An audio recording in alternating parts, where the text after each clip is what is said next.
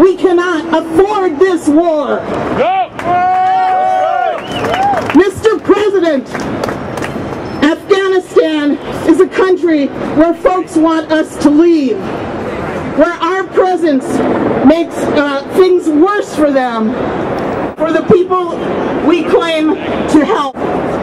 Instead, we feed their anger, we feed the corruption of the government we put in, and we feed the drug trade.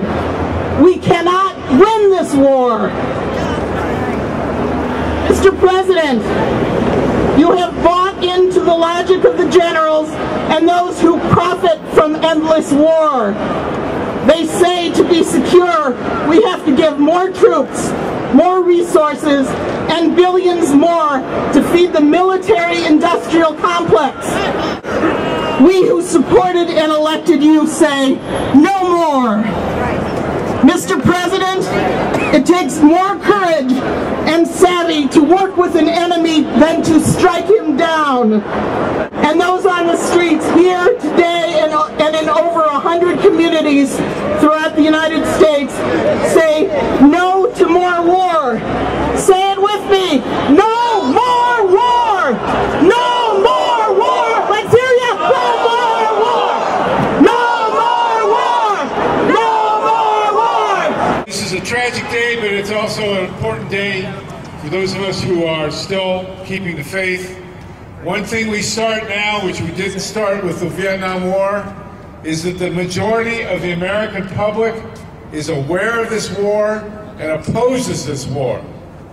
Barack Obama has committed political suicide tonight, and we have to make sure that Barack Obama's political suicide is not our political suicide. It's time we came home.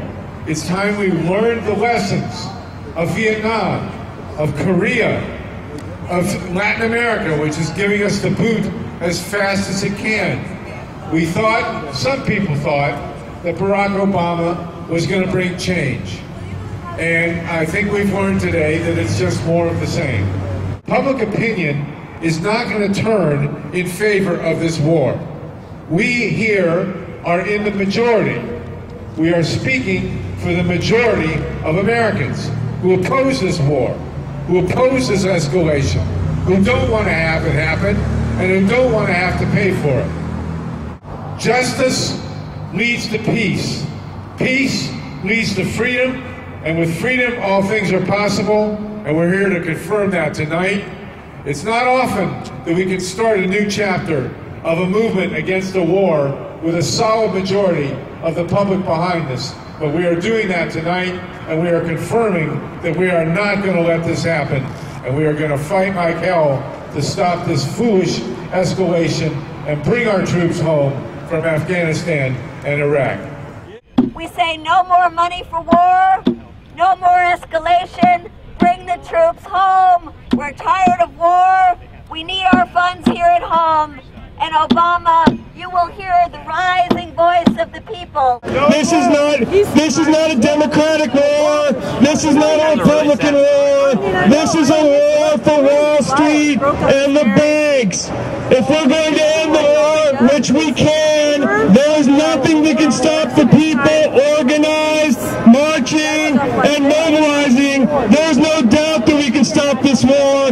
But if we're going to stop the war, it's going to be people like the people who are standing out here tonight, standing up to the powers that be when they say more war. We say no war. We say bring the troops home. No occupation. And let me say one more thing. President Obama spoke to us. He spoke to the people of Afghanistan. He spoke to the people of the world last night. And he said that they have no intention to occupy the people of Afghanistan. That it's not an occupation.